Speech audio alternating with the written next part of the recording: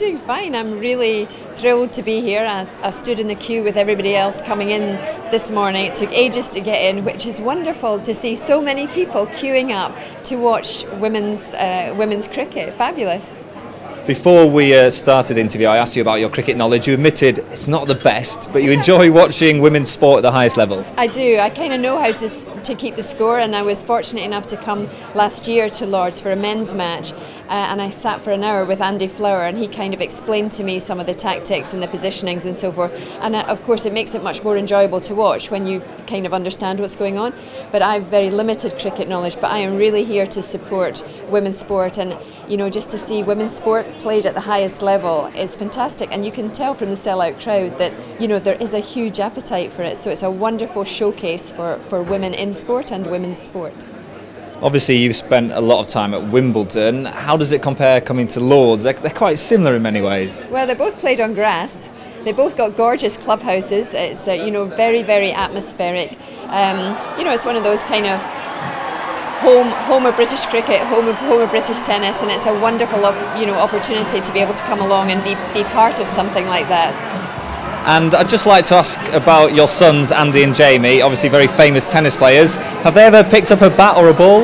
Well, we used to play French cricket a lot in the garden, which is not quite the same thing, but similar. But it would be one of the sports I think that they would have played in the park with kind of toy cricket sets when they were younger, but not one of the ones that they kind of tried to take up. But there's a lot of similarities. The skills I think that you need for tennis and for cricket are very similar in terms of manipulating the bat, adapting to the ball, being able to send it where you want to send it, avoiding the person on the other side of the net or wherever the fielders are positioned. And the same with the fielding. It is reacting and anticipating the ball and being able to send it accurately in different directions, different distances. So I see lots of similarities in terms of the skills. I couldn't put you on the spot and say which of Andy or Jamie is better.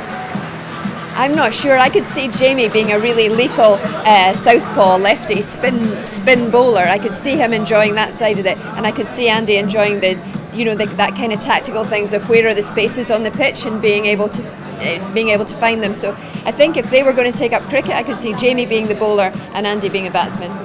And there's been, as we've been talking, a big cheer in the background. I think a wicket's gone down, but it's fantastic to see so many people here today. As you mentioned earlier, the flags are flying and supporting the women's game. Are you just enjoying the atmosphere? Yeah, enjoying the atmosphere. Great to see so many families coming in as well. Lots of kids here too, and a great start from England. Or it seems to me like it was a great start. I mean, the girls did fantastic.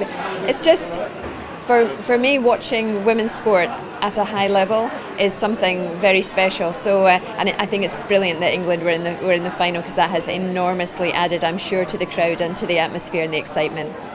Judy, thank you very much for your time. Pleasure.